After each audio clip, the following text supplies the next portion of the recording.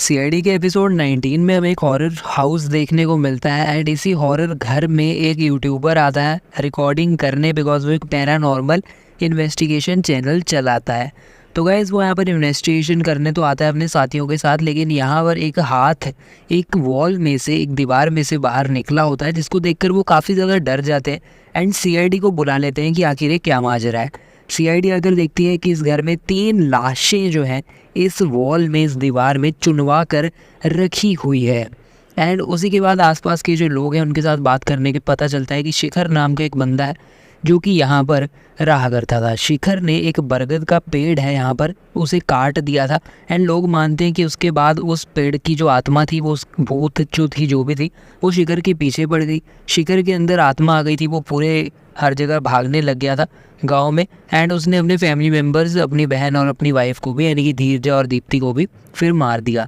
शिखर जाने से पहले मरने से पहले इन लोगों को कह के गया था कि इस आत्मा को किसी ना किसी तरीके से कैद कर देना। तो यहीं की लोगों ने ही ये तीनों जो लाशें हैं इनको चुनवा दिया था इस दीवार में। सालुंखे बताता है कि एक जो लाश है वो 35-40 साल की है, दूसरी लाश औरत की है एंड तीसरी लाश निकालने में उसको टाइम लग जाएगा बिकॉज वो स्टिल इस दीवार में चुनवाई हुई है। तो उसको रात तक का टाइम निकल जाना था, उसमें लग जाना था और सीआईडी उस समय पे घर चली जाती है एंड वहाँ पर सालुंखे एंड गार्गी इन्वेस्टिगेशन करने के लिए वहीं पर रह जाते हैं। दूसरी ओर सीआईडी को पता चल जाता है कि ये जो 3 लोग रहते थे वहाँ पे शिखर जो था वो इन्वेस्टमेंट में था, उसकी वाइफ धीरजा हॉस्पिटल में काम करती थी लेकिन रिज़ाइन कर गई थी गांव के लोगों को हेल्प करने के लिए एंड जो बहन थी उसकी दीप्ति वो लॉयर थी। सब अच्छे घरों के थे, कुछ ऐसा वैसा नहीं था। और फिर सालुंखे वहाँ पर जब दीवार को तोड़ रहा होता है बिकॉज उसमें से लाश निकालनी है उसने, रात को उसकी हेलमेट पे जो लाइट थी वो बंद हो जाती है। इसी करके वहाँ पे एक लैंप पड़ा था, वो उस लैंप का यूज़ कर लेता है, वहाँ पे लाइटर लगा के आग लगा लेता है ताकि उसको थोड़ी रोशनी मिले एंड वो आराम से अपना काम कर पाए। लेकिन जैसे ही वो लैंप को ऑन करता है, ये आग को ऑन करता है, उसके नाक में कुछ चढ़ने लग जाता है। उसको ऐसा महसूस होने लग जाता है जैसे कि गार्गी के 2 सींग हैं। धीरे धीरे उसको सब कुछ बहुत ही हॉरर लगने लग जाता है। वहाँ पर एक शैतानी सी बकरी भी दिखने लग जाती है। ये सब देखने के बाद उसे काफ़ी हॉरर दृश्य सामने बनने लग जाते हैं जिसको वो बहुत ज़्यादा देखकर डर जाता है। वहीं पर खड़ा पहले तो वो चिल्लाने लग जाता है एंड उसके बाद कुल्हाड़ी लेकर गार्गी के पीछे भागने लग जाता है।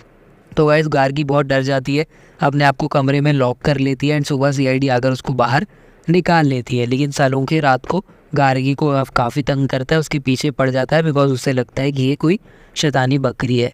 और गाइस बाद में हॉस्पिटल होता है सालुंखे एंड बाद में पंकज सालुंखे को एक बाबा के पास ले जाता है ताकि इसमें जो भी आत्मा का वश है उसको वो बाबा निकाल दे एंड इस बाबा के पास जो सालुंखे है वो भी चला जाता है।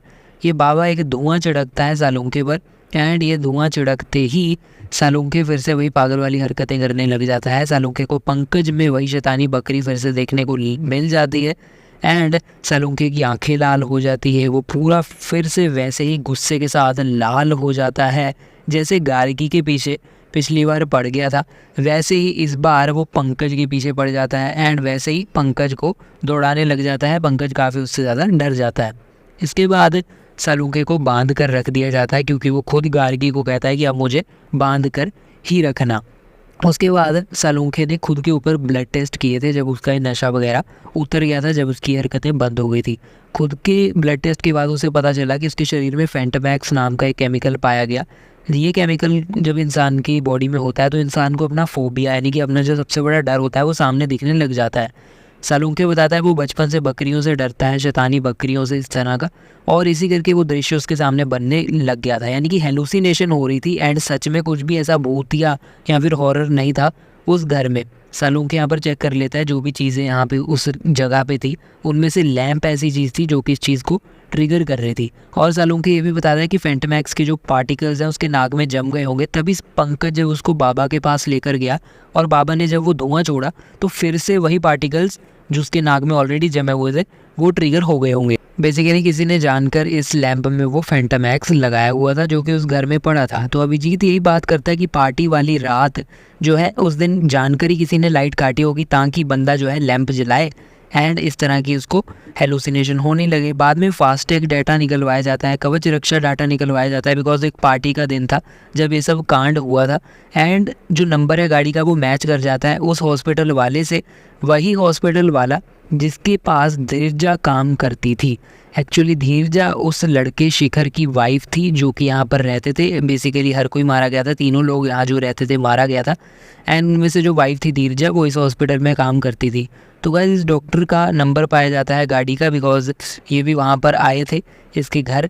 एंड इस बंदे के पास सीआईडी वाले पहुंच जाते हैं। बेसिकली यही इस चीज़ के पीछे सारा कल्प्रिट निकल कर आता है। इसी का ये सारा कांड था, इसी ने लैंप वगैरह दिया था। कैसे दिया था आइए जान लेते हैं, इसने ये सब क्यों किया।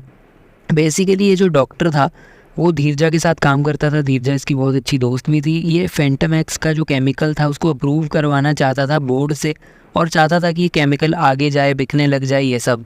लेकिन जो धीरजा थी, यानी कि जो वाइफ थी जो इस हॉस्पिटल में काम करती थी, वो उसको पता चल गया था कि ये कितना ज़्यादा डेंजरस केमिकल है एंड लोग इसको एक दूसरे को मारने के लिए भी आगे जाकर यूज़ कर सकते हैं। एंड इसी करके उसने बोर्ड को इस केमिकल की डेंजरस, जो कितनी ज़्यादा डेंजरस है वो बता दिया उसके बारे में। एंड ये सब फैक्टर्स जानने के बाद जो बोर्ड है उसने अप्रूव नहीं किया ये फेंटामैक्स। एंड धीरजा जो है वो बार बार सारा सच बोर्ड को बता देती थी, जिस करके ये बंदे को, डॉक्टर को जिसने फेंटामैक्स बनाया, 2000 करोड़ का नुकसान हो रहा था। तो बेसिकली इसने ये सोचा, ये जो धीरजा लड़की है अभी के लिए तो इसने इसका पूरा जो प्लान है चौपट कर दिया फेंटामैक्स को अप्रूव करवाने का। लेकिन ये सोच रहा था कि आगे जाकर थोड़ी देर के लिए, अभी के लिए फेंटामैक्स को बंद कर देता है, लेकिन इसको फिर से रीलॉन्च करेगा थोड़े टाइम के बाद, जब मामला शांत हो जाएगा, किसी नए नाम के साथ लॉन्च करेगा एंड फिर अप्रूव करवाने की कोशिश करेगा। लेकिन ये भी ऐसा नहीं हो सकता था, क्योंकि जो धीरजा लड़की है उसको पता है कि ये डॉक्टर ऐसा कर सकता है, वो काफ़ी इंटेलिजेंट भी है। एंड आगे जाकर जब भी ये उसको रीलॉन्च करने की कोशिश करता, वो डेफिनेटली फिर से बोर्ड को बता देती है एंड उसे समझ आ जाता कि उसी केमिकल को रीलॉन्च किया जा रहा है किसी और नाम के साथ। तो ये जो धीरजा औरत थी वो काफ़ी बड़ा एक ऑब्स्टेकल आ रही थी इस फेंटामैक्स को अप्रूव करवाने में, और बाद में जाकर भी करवाने की कोशिश करता तो भी वो बीच में आती। इसी करके इसने सोचा क्यों ना इस धीरजा को मरवा दिया जाए, बिकॉज ये अपना फेंटामैक्स अप्रूव करवाना चाहता था एंड इतने ज़्यादा करोड़ों का नुकसान नहीं चाहता था। एंड इसी करके इसने ही वो जो लैंप है वो पार्टी में जाकर गिफ्ट दिए। इसी ने लाइट काटी ताकि बाद में वो फैमिली मेम्बर्स लैंप यूज़ करें, उनको हेलुसिनेशंस हो, एक दूसरे को आपस में ही मार दें। उन्होंने आपस में एक दूसरे को मार दिया, जैसे कि उस बंदे शिखर ने मार दिया। एंड इस बंदे का नाम भी नहीं आया, इसने कहीं पर ना उनको मारा, लेकिन इसका जो फेंटामैक्स केमिकल था जो इसने लैंप पे लगा कर दिया, उसने सारा काम किया हेलुसिनेशंस वगैरह के साथ। तो बेसिकली ये सारा चीज़ था जिस करके जो धीरजा वाइफ थी उससे रिलेटेड था ये डॉक्टर बंदा। इसने वो वहाँ पर लैंप भेजा एंड इस करके वो 3 लाशें वहाँ पर आ गई। बेसिकली हॉन्टेड हाउस नहीं था, लेकिन इसके लैंप का सारा किया हुआ तरह ये कांड था जो कि हमें एपिसोड 19 में देखने को मिलता है। और इस बंदे को फांसी की सज़ा सुना दी। एसीपी ने बता दिया कि इसे फांसी होगी, बिकॉज इसने 3 लोगों को इस तरीके से मरवाया है, वो भी फेंटामैक्स से इस तरीके से, जो कि एलुसिनेशन करके उन्होंने आपस में ही मार दिया। और लोग सोच रहे थे कि वो घर इतना ज़्यादा श्रापित है। तो ये था एपिसोड 19। वीडियो लाइक शेयर कर देना, कमेंट्स में बताओ आप लोगों को एपिसोड अच्छा लगा या फिर नहीं। आने वाले दिनों में और एपिसोड के एक्सप्लेनेशन वीडियोस के लिए हमारे चैनल टेलीवुड अपडेट्स को सब्सक्राइब करके बेल आइकन दबा लेना। फिलहाल के वीडियो में इतना ही, मिलते हैं अगले वीडियो में। अभी के लिए चलता हूँ, गुड बाय।